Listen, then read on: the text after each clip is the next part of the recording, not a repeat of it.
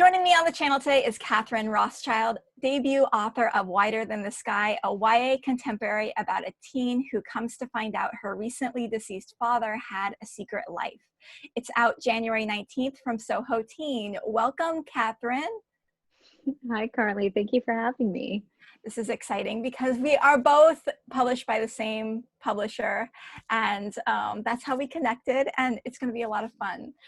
So I'd love to hear, I'd love to hear about you and your journey to becoming a published author. So what kind of kid were you?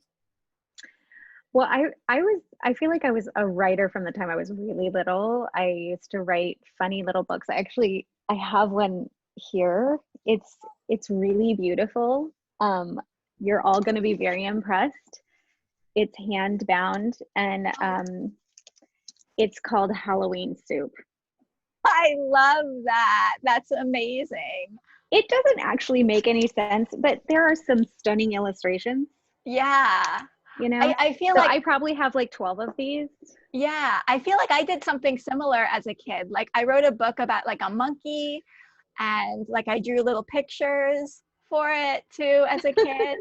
I was not as talented as you with like binding it and putting like, is that a cloth cover?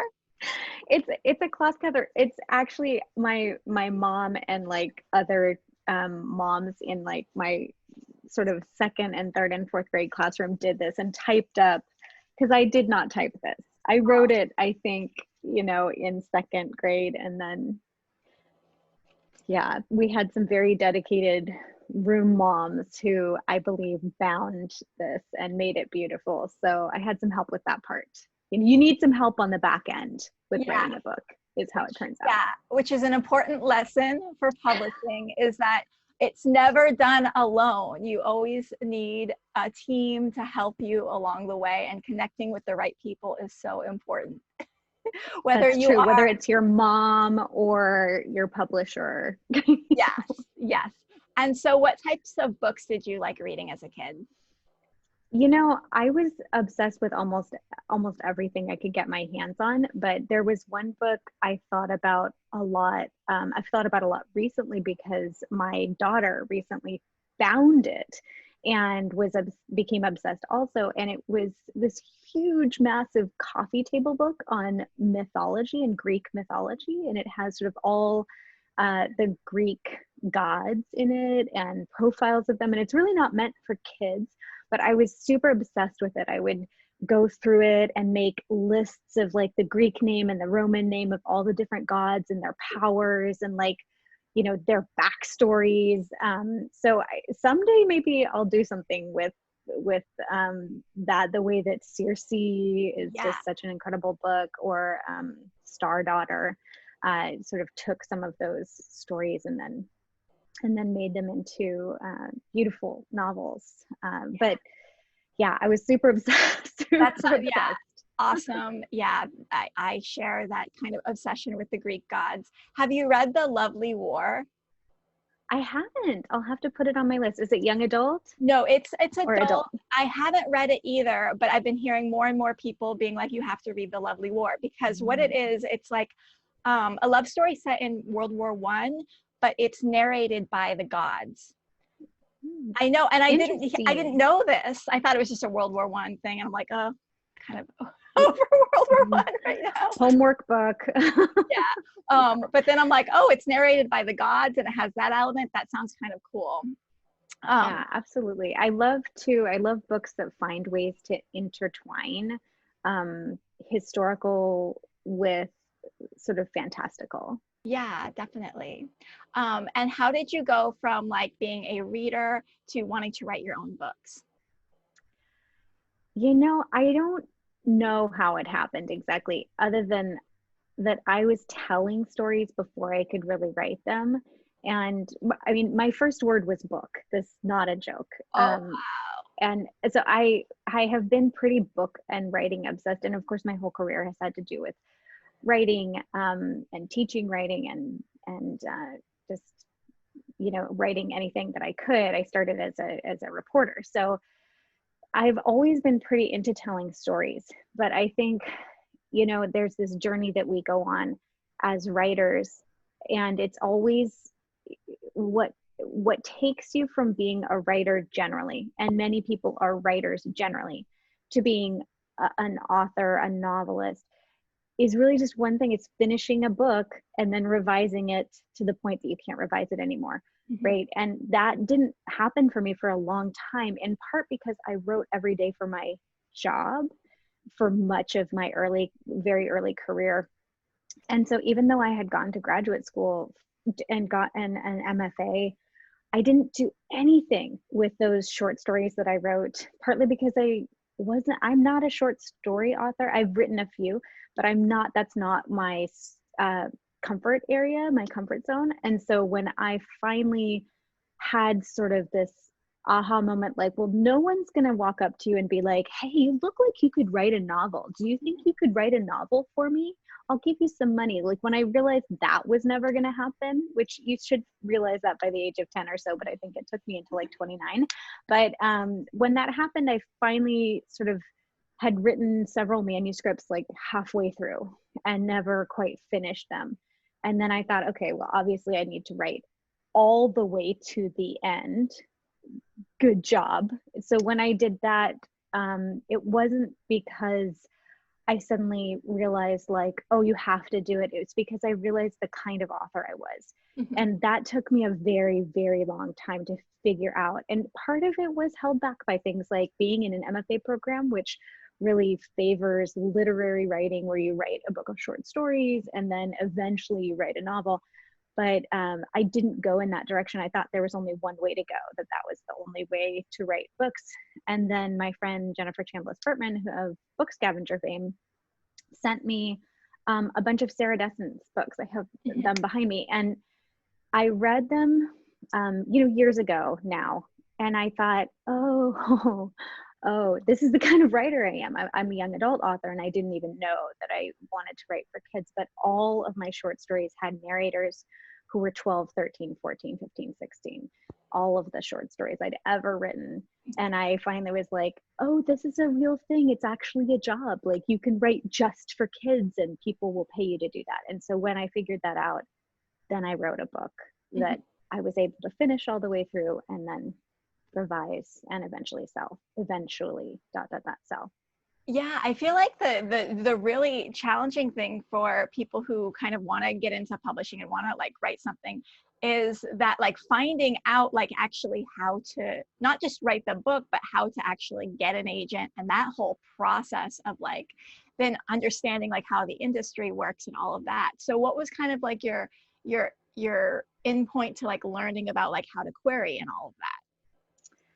Well, I just did the legwork. There are a lot of people who do this on their own. I didn't have to do it on my own. I live in the Bay Area, and I have a really great Society for Children's Book Authors and Illustrators group. They're very active. Right now we're less active, but normally in a regular year, they do at least one major fall conference that's usually an all-day conference. And I had maybe most of the first draft of what will be my first published book. And I went to one of these conferences and I just learned pretty much everything you needed to know about querying in a day, from just hearing these people talking about it. So I recommend to kind of anybody who's interested in writing or has a book is partly finished with a book is like, what is this? How does this happen?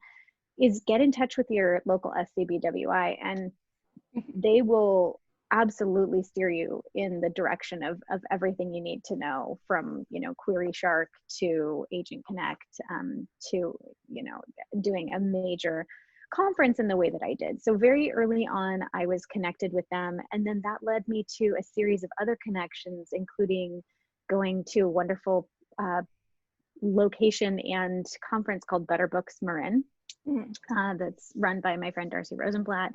And she is an incredible a middle grade author, and also just a connector of people. And so by the time I got to Better Books Marin, which was a 4-day retreat where you're sort of half writing and then half getting to know editors and agents.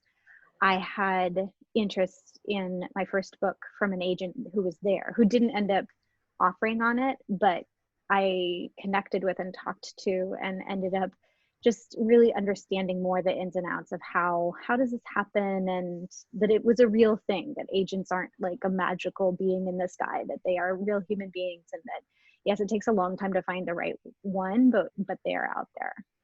So that was amazing, an experience that was amazing. And so tell us about the day that you found out your book was going to be published. Well, it's very unglamorous, but so, you know, one of the things that's funny, and this kind of answers one of, you know, the other questions that people often ask is like, oh, well, did you just like get the call, right? Technically, yes, I got a call from my agent, and I was sitting in the Whole Foods parking lot, as one does. I feel like you're the second Whole Foods parking lot person. They, you know, it's a connecting point, the Whole Foods parking lot. It's a place you go to laugh, to cry, to get book offers. Yeah, I was just sitting in my car, and my agent had been texting me, and I got in the car and saw that she texted me. She was like, call me right now. And she said that Dan had offered on the book. And I just, like, when we got off the phone, I just sat there and cried. Like, I just sat there and cried with my head on the steering wheel. And it wasn't even like, I wasn't happy or sad. I was just like, it was just so dramatic. Like, the whole process, it's a little like buying a house, you know, or like investing in something, because there's all these like checkpoints, right? You're like, okay, so-and-so's reading with interest. Okay, so-and-so wants to talk. Okay, you're gonna go to editorial board. We're not sure, marketing wants some materials, and you send this, oh, we need an updated bio. Okay, and like all this is happening over a couple of weeks of time, and you're just like, is this a thing? And then they're like, don't get excited. It's just going to, you're like, don't get excited. Okay, I'm not getting excited. I'm not getting excited. And then they're like, oh, your book sold. And you're like, it's like you're relieved. Because you can't be excited. They told you not to be excited for so long. You're just full of the anxiety. And so, yeah, so I cried in the Whole Foods parking lot.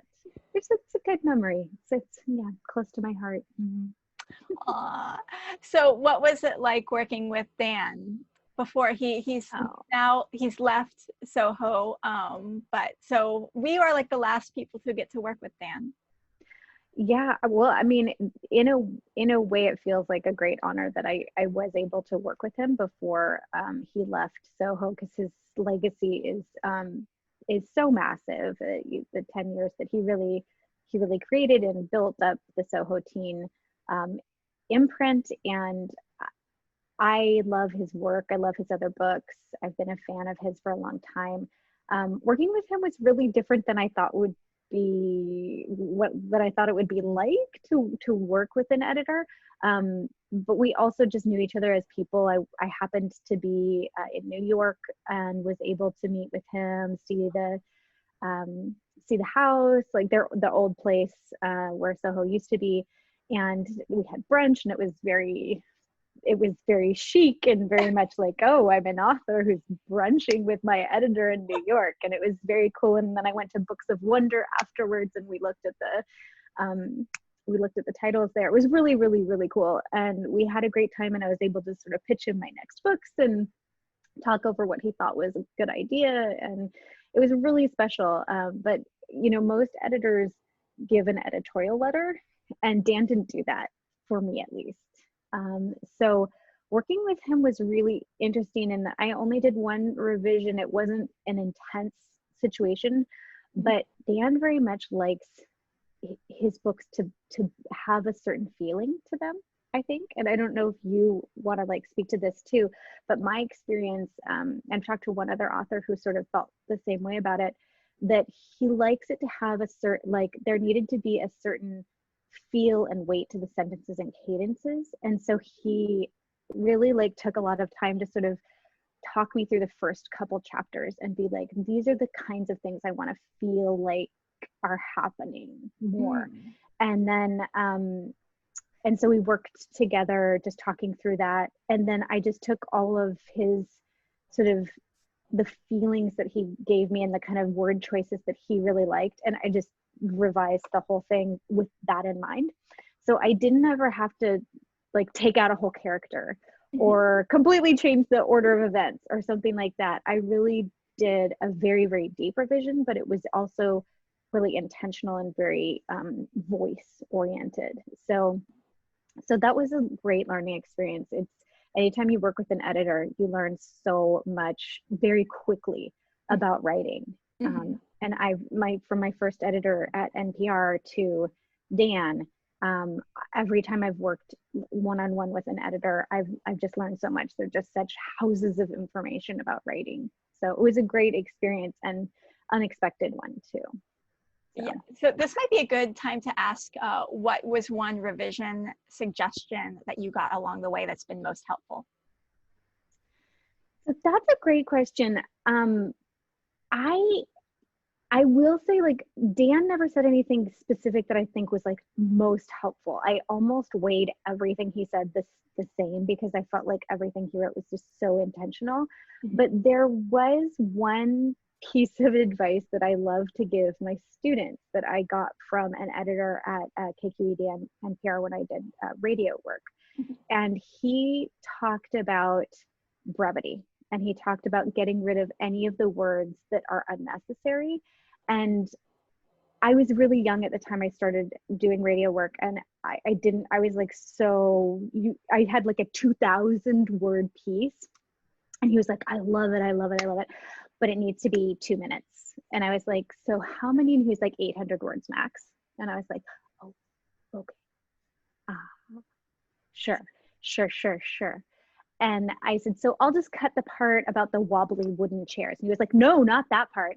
And I was like, okay, then I'm going to cut the part where I talk about like the coffee grinding and the sound. He was like, no, none of it can change. None.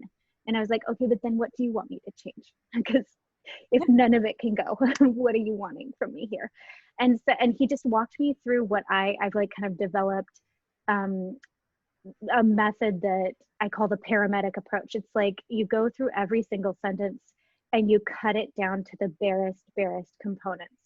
You know, get every single word. And I have to do this with every manuscript still. It doesn't come naturally when you write. I overwrite.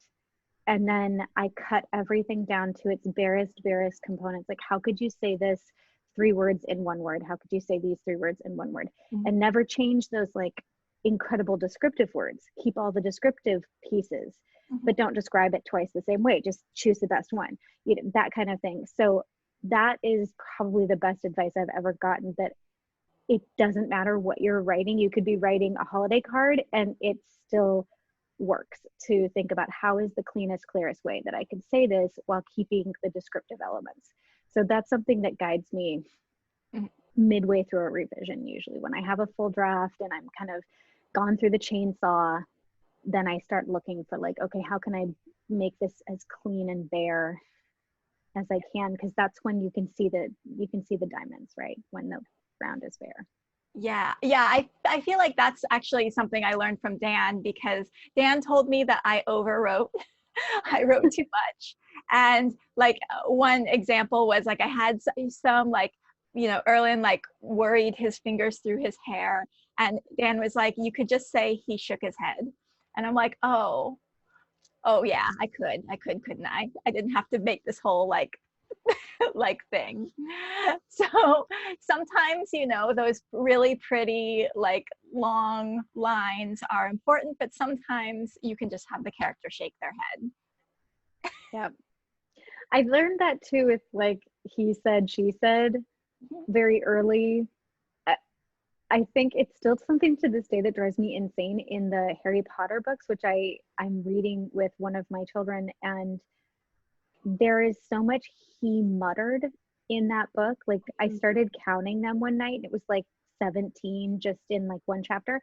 And I thought the thing about any other descriptor is we pay attention when we don't pay attention. He said, she said, we just like slide right over it. Yeah. And it doesn't make an impression. And so it recedes. You know, if you can put the dialogue tag in an action that comes next or connect it, that's even better. But that he said, she said, like sometimes they just shake their head, sometimes they just say something. They don't need to mutter it or worry it or anything. Like those things are actually extremely valuable when you Yes. start learning, like, this is always the way it should be. It's very valuable. What has been a misconception that you might have had prior to being published that has now changed now that you are published? Well, that's really interesting. I think the misconceptions around publishing are many, but most people don't know how long it takes to be published. And I don't know if that's sort of something other folks often say. I have seen your interviews before, but I don't remember somebody saying the longevity. But I was originally slated for 2019 for this book, and then for spring 2020, then that moved to fall 2020, and now it's January of 2021. And people I know are like, okay, so is this like your fourth book? And I'm like, no, still book one. You know, in some ways, like, I can comment on like the actuality of publishing. Publishing can move quickly. Like, if you are Barack Obama, then you give them a book, they're gonna try to get it out in the next 6 months. Like, they'll put everything on hold. But mostly there's a backlog in publishing. And so because of the pandemic, like, that also was responsible for sort of a year of a push for me. But it was really surprising to me how long it took, and also how many rounds of revision there was. I did only one round of revision with Dan, with my editor, but then when it came down to like, okay, first pass pages, and then, okay, copy editing stuff, and then like eventually like copy editing double checks, and then final pass pages. And at that point, I had this moment where I was like, wow, I'm looking at final pass pages right now, which, if people don't know, usually it can be a hard copy, but usually it's a digital copy that's essentially like, this is what the book is going to look like. And it's past the arc stage. Like, the arcs might have already been printed, and final pass pages is like, this is really, really the end. And so you're checking through your work. And at that point, I realized it had been 10 years since I started writing that book. The 10-year thing, I don't know if you've heard the other interviews, but there's the 10-year thing always gets brought up. Yeah. It's common. It's common with your first book. And I think with the next books, it's almost expected that you almost try to put out a book every year, every 2 years, which many authors, Jandy Nelson has addressed this really eloquently, the lack of necessity to try to produce, but to try to truly honor that writing is a very long process, and that there are many, many days of sitting in front of a computer and having very little of value come out. But then one day you're sitting there and you think, oh, okay, I'm doing this whole book. Right now I'm writing this book about a girl who loses a year of memory after an accident. I have had minor traumatic brain injury, and after that happened to me, I wanted to write about it, and a couple of things fell into place. And recently, when I was writing, I thought, oh, I'm kind of retelling the Alice in Wonderland story, because she's like dropped into this world that she doesn't know, and she doesn't recognize herself, and she doesn't know who she is. And Alice is very much in this world, and it's not nonsense, and it's not really going to be a retelling. But suddenly all these pieces of the book started making sense. And on that day, that's the day that something starts clicking and happening. But there have to be so many days in there that never happens. And when you add those days, plus the days it takes you to get an agent, 300 something, plus, the time it takes on Sub to sell the book, like that, it does add up. It adds up, and often to 10 years is what you hear from so many people for their first book often. And, I was talking about this with someone earlier, like our favorite authors are the ones who don't necessarily churn out a book a year, but like Jandy Nelson, she takes a long time between books, and like Madeline Miller, she takes a long time between books, and the quality definitely shows. I want to get back to your traumatic brain injury, because I also have post-concussion syndrome, and I know just so many friends have traumatic brain injuries. In fact, one of my friends at the barn where we ride my horse, she was in a coma for like 6 months, and now she's finally starting to get back to life, but lost a lot of memories. And I have another friend who also is kind of been in like a 5-7 year process of getting back to, functioning and everything. So can you talk a little bit about your brain injury and the book? Yeah, I'm happy to talk about it. So there's a strange relationship between events that didn't make sense until they did. And about 6 years ago, so my day job is I teach as a professor. I teach at Stanford University. At the time I was teaching at St. Mary's College, which is also a local liberal arts school here. And I had a student who wrote an essay about losing a year of her memory after a car accident that she was in.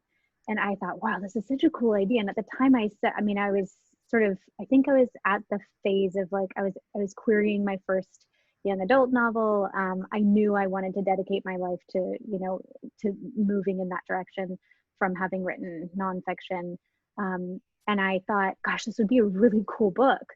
And there's already some, I think it's Diary of a Teen Amnesiac, and there are some books that deal with memory loss already. And of course, plenty of interesting ones in film, Memento, etc. Yeah. But I thought, oh, a teenager, she just had this moment of, she explained that she walked into school and didn't recognize like any of the people who were talking to her. And it turned out she had made some big changes in her life in the past year. And I thought, what a really interesting premise. So I said, hey, can I keep this in case I ever want to write about it? And she was like, totally. And we're still in contact. She's a lovely person. Now she's doing great.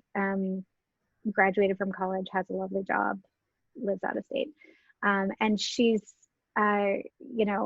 doing well now, but it does take a really long time. And I'll talk about that in a moment. But so that happened, and I just kept her paper. I just put it on my computer, and I was like, this is such a cool idea. Maybe I'll do something with it. But of course, like, there's no calling to write about a head injury, really, unless you have one. Yeah. And unfortunately, then I did. But it wasn't for about 4 years later, about almost 2 years ago now, and it's not sexy. Like, I was not in a car accident. I was not saving a child from a burning building. I wasn't like attacked by killer monkeys, like nothing cool. I was just, our house is really old. It's not that old by East Coast standards, but it's about 110 years old. And we have built-in cabinets, and they're huge. They're like about 8 feet by 4 feet. Mm-hmm. And I was closing up one of them, and the hinges on the top one popped off, and the entire piece of oak fell right on top of my head, and I just passed out. Just like boom. So my husband saw the whole thing, fortunately. So that was bad, but we call it the big bonk in the house. It was the big bonk. But that happened, and I lost consciousness, but then I woke up and I thought I was fine. Like, I was like, oh, I'm fine. Like, I just need to lay down and go to sleep. And I was not fine at all. Yeah. There was and this is, I had a bad concussion. I didn't have any bleeding in my brain. I did have a really bad cut, and it's actually at my hairline, which is nice. It can be covered. But, what happened was I hit the front of my head, and then I fell and hit the back of my head. And so it was sort of this interesting dual concussion. Yeah. So what happened was I couldn't do anything. I couldn't drive. I was dizzy all the time. I could barely walk. I could barely talk, or like, I had the capabilities, but I couldn't take it. Like, the pain was so bad, I couldn't take it. So I ended up about 2 months this is very difficult to do with small children too, and little kids at the time. I just lay on the couch and listened to audiobooks and did the best I could to like just muddle through. And I took time off of work, completely off of work. And then eventually it really wasn't until I started getting acupuncture, which I highly recommend now to anyone. There's not a lot of protocol around traumatic brain injury and acupuncture, but I have a good friend who holds, shout out for East West Medicine in the Bay Area, who she was like, just come to the house and let me just see if I can possibly help.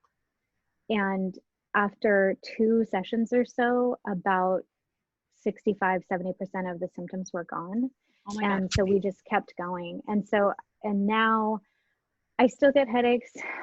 It's still tough.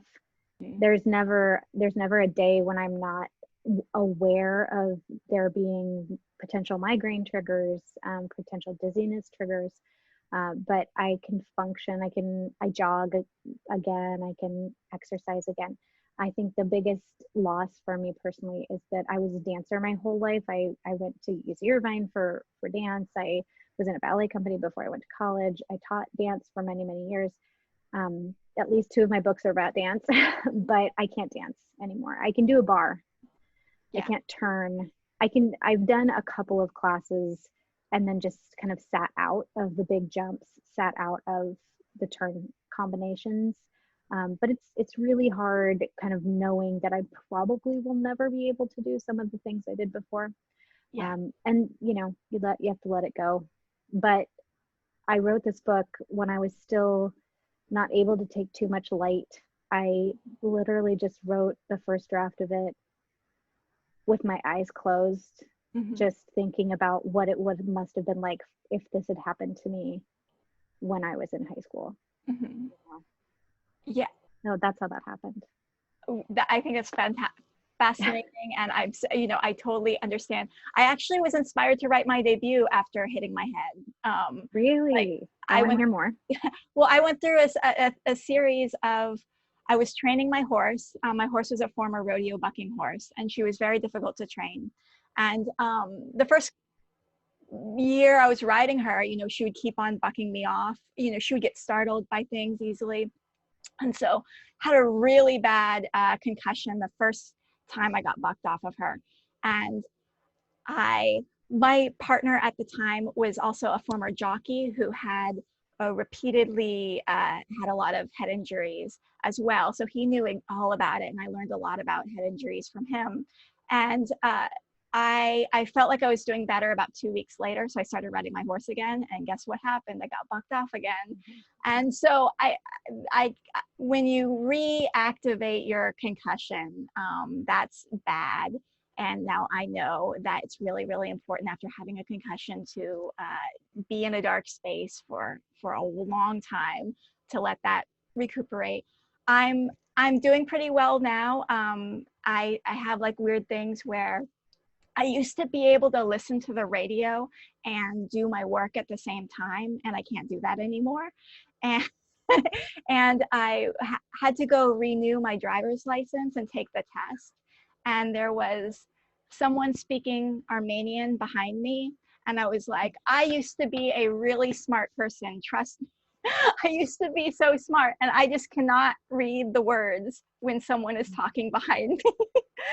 And so there's like, so I know I've lost some functioning there, but yeah, the whole character in my debut is inspired by me repeatedly hitting my head and and having trouble. And yeah, I feel like not very many people, you don't see traumatic brain injuries and concussions in books a lot. But I don't know if it's because the circle of people I'm around tend to be horse people, and a lot of horse people have concussions. But it feels like a lot of people in real life have them, and I'm glad that you're having a concussion traumatic brain injury book, because I think the more the better, because it's very common. And what's like, no one knows, doctors, no one knows the proper protocol for like taking care of your brain after a concussion. Like, I went to the emergency room and they're like, don't drink alcohol, take Tylenol and ibuprofen, bye. And they really should have told me, do not look at a computer screen for like at least a month. Don't go shopping, don't go grocery shopping, just stay in your house. Don't drive. Driving is, I didn't realize how, and riding a horse is actually probably fairly similar, because you're controlling something and there's other things that are out of control. And I didn't realize how much of your brain has to work to drive until I was like, I cannot do this. Like, I cannot drive with this injury. which is also really interesting. I had like a couple of years ago, like a minor like bump to my forehead while I was like washing my horse in the stall, and she like hit her head into my forehead. And I like 2 weeks later I had to go drive to like Iowa, and I was like, oh wow, at the end of this drive I feel like I cannot function. And I remember being like in a restaurant talking to people, and I was like, I have to go home. I'm having a really hard time right now. And so, little bumps then reactivate it. And then if you have like a little bump and then you try to do something brain oriented, like driving, or like just doing some really complicated something, you'll find that you just can't do it. Like, you can't do it. And one of the one of the lines in this book that I wrote, which who knows whether it will stay or not, as we know. Yeah. But I have her talking about, like when I start to get, she talks about the headache, which is like the headache after her accident. Mm-hmm. That was just like a disabling headache. And then she says, it's not the headache, but it's a headache. And anytime I start getting a headache, I know what I have to do, which is like lie down. Mm-hmm. Like, but she's in the middle of a dance class and she can't lie down. Yeah. So I think one of the things that you realize really quickly is that when you're triggered, like, and you're absolutely right, like any small bump re-triggers, and it's maybe not for an extremely long period of time, but it's certainly a more significant amount of time than it was before, re-triggers those symptoms. Yeah. And you have to just lie down. You can't do anything, and you definitely cannot look at your phone or at screen or do Zoom. Don't scroll. Don't scroll. Scrolling. It's bad for your brain. Definitely. We have talked, I love talking about head injuries, but we've talked about it a little much. So we'll move on to more fun publishing stuff. Pitch us your book, your current book, your debut. Tell us everything about it. Okay, so Wider Than the Sky it's a book about two sisters dealing with secrets from their parents' past. And what I love about this book is that it does sort of have a physical element to it. They move into a house that's a mansion that's completely falling apart. And it's a lot like their lives completely falling apart. Their dad dies suddenly, they're uprooted. And it takes place in the Bay Area. So there's a lot of this sort of movement of the house as it's healing to the sisters as they're healing. But it's also very deeply a sister story, and about two sisters dealing with the same upsetting and scary facts about their parents and the secrets that they find out in two really different ways.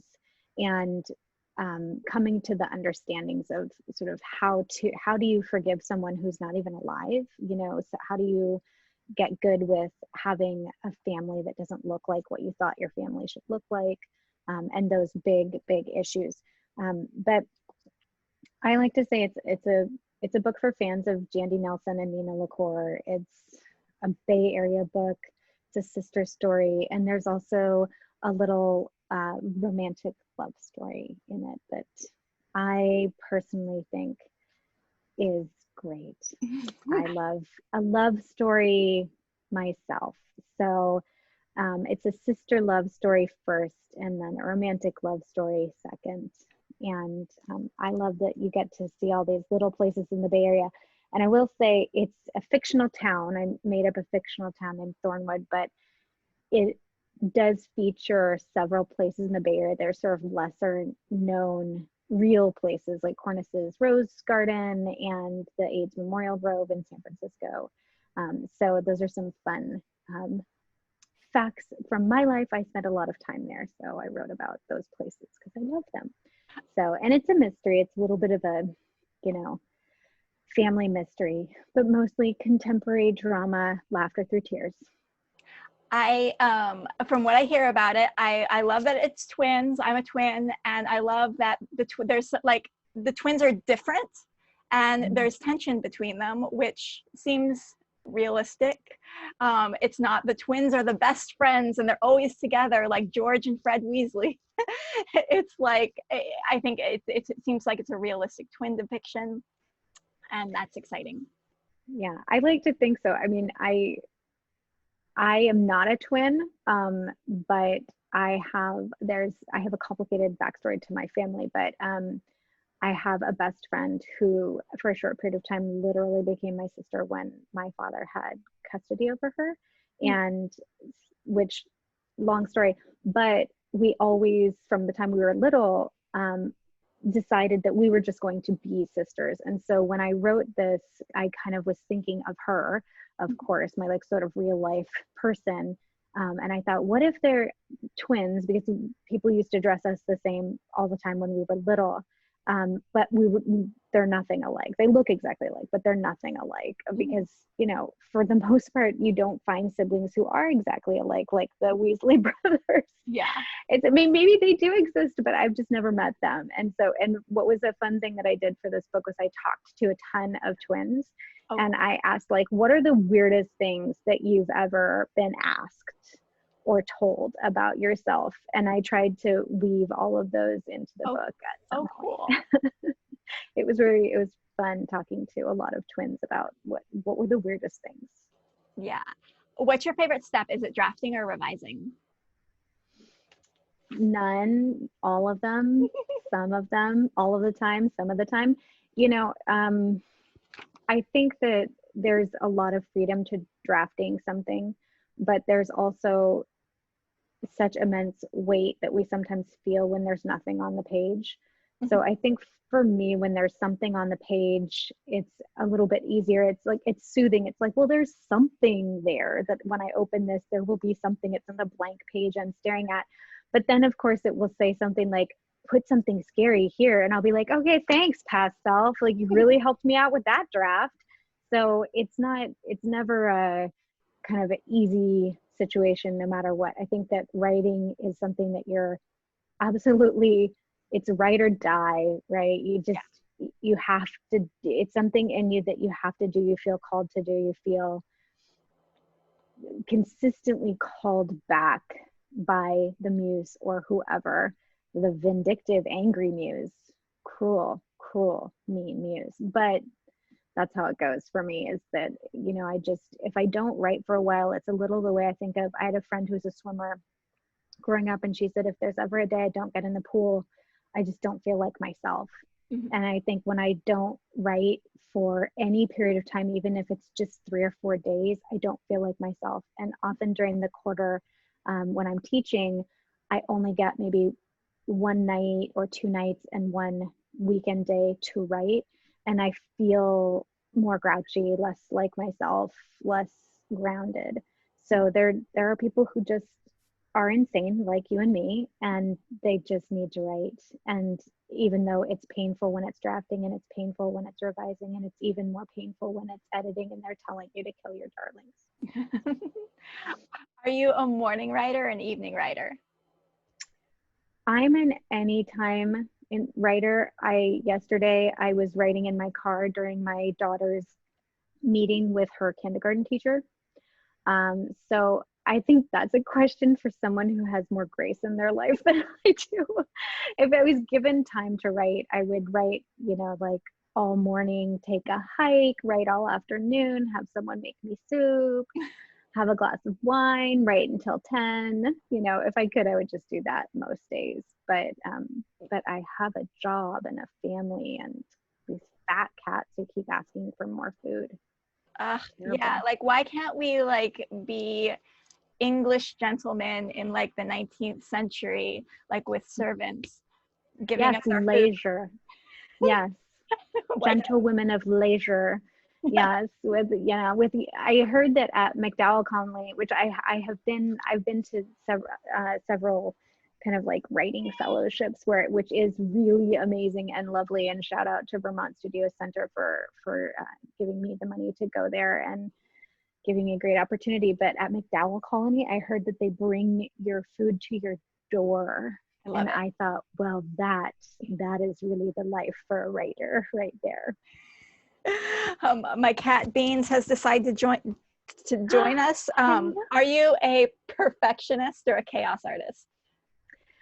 You know, I think a little bit of both, but I'm definitely I'm definitely more of a perfectionist. I think it's really like a fight for most authors to not go back in a draft. But some of the best advice I've ever gotten has been sit your butt in the chair, do it every day, do it as often as you can if you can't do it every day, and don't go back. When you're writing a first draft, don't let yourself read past a single paragraph. You know, and so I often leave myself notes like, where was I going with this when I'm writing a first draft? So I really am a believer in letting yourself have a messy first draft and a chaos first draft. But overall, I'm a pretty big perfectionist. I wrote a piece on this you can find on my blog, KatherineRothschild.com, on my website. It's called Revisions, the 9 Circles of Hell. So I'm going to check it out. That's how I feel about that. You should definitely check it out. It sort of wrote it as a reminder to myself, like, this is how you actually revise. So I would say I'm a really big perfectionist when it comes to revising. Jandy talks about this. She and I have talked about this, that we just don't even let anybody see our drafts until we feel like it's truly readable for ourselves. And that level is pretty high for certainly for her, who's, you know, amazing. And I've been lucky enough to hear her read some of her newest book, even though it's not, she feels like, done, but it's stunning. And I can never hope to get to that level, but maybe, you know, sometimes in my dreams. But I do think like chaos has to come first, and then the perfectionist comes second. But for me, the perfectionist, it has a really hard time letting go of the book. So that's where writing groups, critique groups come in. You're like, okay, this is probably not near done, but I'm not sure where to go next. Here you go. Yeah. And do you have a huge ego, or are you humble and demure? I'm humble and demure. Now, you know, of course, women have to say things like that, right? And live as if we are. I have a terribly huge ego. I think my family will be the first one to say it's mommy's way or the highway, you know. And I think that I do kind of have a big ego, and I think in a way you have to be a writer. You have to be, and I think it's really important actually to be able to. It's maybe calling it resilience is a better way to look at it. Like, but I have had so many people tell me horrible things about my writing, about my capabilities, about my intelligence, whatever. And I just keep on going anyway. I'm like, I don't care what you think. I think I'm really smart. And I just keep going. You know, people are always very surprised. They meet me, if they ask me what I do, I say I'm a teacher. Oh, where do you teach? And I say Stanford University. And they're like, and I said, yes, a tiny 5'2" weird looking kid can teach at Stanford University. You just have to be ballsy enough to go for it. That's all it takes. Ego, right? Yeah. Love it. Oh yeah, we didn't even talk about Stanford, but that's yeah. So what's it like teaching at Stanford? Other than it's great. It's great. I mean, it's great. It's great at Stanford. No, I think that, you know, everything is so romanticized in the world, right? My students are still 18. They still don't know, you know, what they're doing in the world yet. And you can walk into any fresh writing classroom, and I teach in the program for writing and rhetoric, and you can walk into any fresh writing classroom really at any college, and I have worked at several now, and you'll find the same things. They're all struggling with the same things. So I think that like taking the romanticism out of someplace like Stanford or Harvard or, you know, any of these Ivy Leagues, or you know, being published by a, you know, a really big press versus a smaller press, you know, all of that is just, it really doesn't matter so much. I teach them in much the same way I've taught all my other students, even my community college students way back when. So I think everybody at Stanford are really stellar people. My colleagues are amazing. They're all obviously accomplished humans.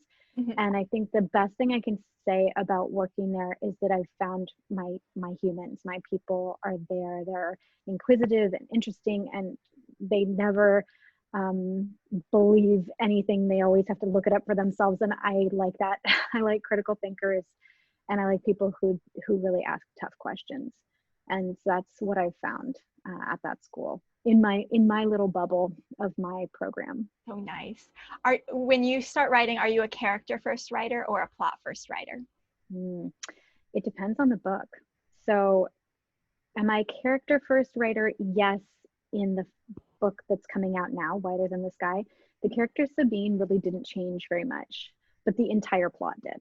It's just almost every word in that book changed from the beginning to the end, because I pantsed it, which I will never do again. But I didn't know how to write a book. And I say to creative writing students now, I'm like, hey, listen, you learn how to write a book from doing it. You can read 100 books on how to write a book, and you can never figure out how to do it until you actually just write a book.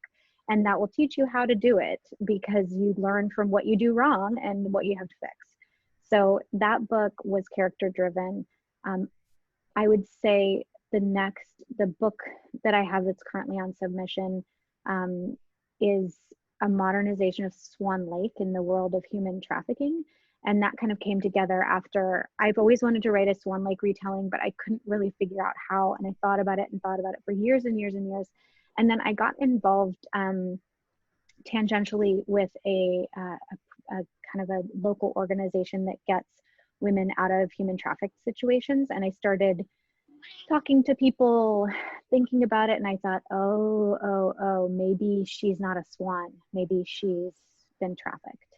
And so I interviewed a ton of people and I read a ton of books. And then that really didn't come from a character. The main character's name is Anna, but she didn't come into the page. The story itself was really made from the fairy tale and then from the modernization of that tale. And so with that one, it was very plot oriented. And forever now, I never start writing a book unless I'm working with, I've got to start with a beat sheet from Blake Snyder's Save the Cat. Everybody knows it, but Save the Cat writes a novel, right? But I use the beat sheet, and I like to go back to the beat sheet. I like to make sure that I'm not wasting my time, because I think you can spin your wheels really easily in first drafts if you don't do what Cheryl Klein suggests and have like a who, what, when, where, want, action, change in every scene. And so I'm really careful about that. When I draft, I write who, what, want, action, change at least, and then everything else gets filled in. But I'm pretty strict about that now because I don't have time to waste. Yeah, definitely. Are you a little bit worried about sticking too close to Save the Cat, like the risk of things being formulaic, being predictable, or do you have any suggestions or tips for like keeping it alive and exciting and I don't know where this is going to go next, that sort of thing? Yeah, well, okay, so yes, I do. I don't worry about, I think predictability is something that you fear, where you don't want someone to know exactly where something's going to go or to suspect too heavily, but you also have to walk the line of giving them enough clues so that when whatever happens, they're not like, what? I don't understand. So you never want somebody to be like, well, that didn't make sense. You have to have it make enough sense, right? So I love for sort of making the chapters tip towards read me and turn the page. I got a tip, and I want to say it was Cheryl Klein, but it might have been someone else, and I apologize if this was somebody else or many people who have said this. Now, I can't remember who it was, but at one of the conferences I've been to, they said, take the first part of your next chapter and put it at the end of your next chapter. Yeah, of the previous chapter, and see if that like transitions. Or take the end of the chapter and put it at the beginning of the next chapter. Like try those two things and see if it creates a hook to keep reading. I think what you worry about is having a soggy middle. And I think that the big thing that happens with people who stick too closely to Save the Cat is that they too accurately envision what bad guys close in means or what big glue means.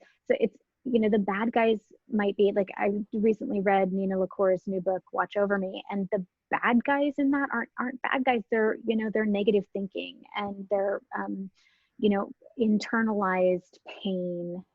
Those are bad guys though. And for contemporary writers, you can't always have books that really stick to a 5-part hero's journey the way that you can if you're writing something like The Kinder Poison or Star Daughter. If you're doing those wild fantasies that are so beautiful, you can kind of really stick to that hero's journey, and it makes sense. With contemporary, sometimes you have to really pull it in small and ask yourself, like, what are the bad guys? Mm-hmm. Like, how can I really make it clear what the bad guys are? But upping the stakes and not having a soggy middle, those are really tricky things to do. That's where your B story's got to come in and boom, boom, boom with, either a romance or, a relationship story that has to sort of keep you pulling through when sort of some of the narrative like levels off. So yeah, that was probably too plot oriented for some of these listeners, but I like it. I like it. Would you ever like to be famous? No. No. I mean, that's hilarious. No. I think what people don't understand about being famous, like I already have a very famous last name, and it brings so much grief. Like, people contact me just to be anti-Semitic because, oh my God, my last name is a very famous Jewish name. And so it is, but that means that I'm a victim of trolling very regularly.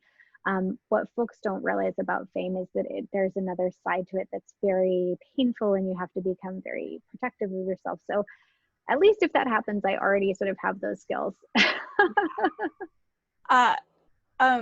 If you could have any non-supernatural talent or talent that you like don't already have, what would it be?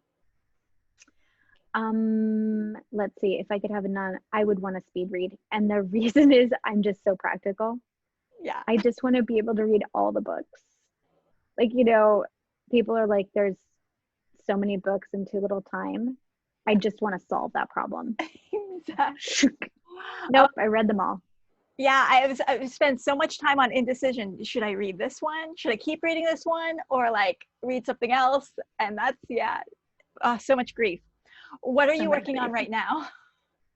So I'm mostly working on the memory book, which is tentatively called Wonderland. And we'll see, because they'll change the titles of your book. That's something else about publishing. They'll change the title of your book and maybe as much as 5-7 times. So it is. This is the things you didn't know about publishing. You don't get to title your own book. Marketing does. Marketing is in charge of that. Yeah. So this one, I'm really in the fairly early stages, meaning that I have a completed draft. I'm still kind of chainsawing my way through a second and a half, third draft right now. But yeah, that one is taking up a lot of my time. And I think it's just a sign to yourself when you want to work on something that you need to work through something. For so many authors, writing is really working through emotionally the traumas that we've had, the worries that we feel. And I think for me, the brain injury book is really about, it's about gaslighting. It's about the ways that people try to convince you that you're someone other than who you are, and about finding out who you really are, even when you don't remember who you are. So that's what this book is about. And I think that this year of quarantine has made me really reflective about who I really am and what I really need and want. And that's really led me back to working on this book and making it my priority to get it to my critique group so they can tell me everything that's wrong with it. And then I can cry for a week, and then I can get back to work and get it to my agent. Yay. Yeah. Find the group who will tell you everything that's wrong with your writing. Like having the people who are like, oh, your stuff is so great, your words are so pretty. That's okay sometimes, but you really need to like find the people who will just lay in. Yeah. You can't have anybody not just be fairly brutally honest with you. As an academic, that happens every time I submit a paper to a journal. They're like, well, this is horrible, let me tell you why. So I've built up a really nice thick skin. Love it's it. an excellently thick skin. So you need that, but you need it. And then you think about it and you're like, hey, what were they right about and what are they wrong about? And you keep, like Maggie Stiefvater says, you keep the heart of your story and you let the rest go. Definitely. Check out Wider Than the Sky, out in January, and all the buy links are going to be down below. Also follow Kath on Twitter, and I'll just put all your social media below. Thank you so much for being on the channel. Thank you so much for having me, Carly. It's been a pleasure.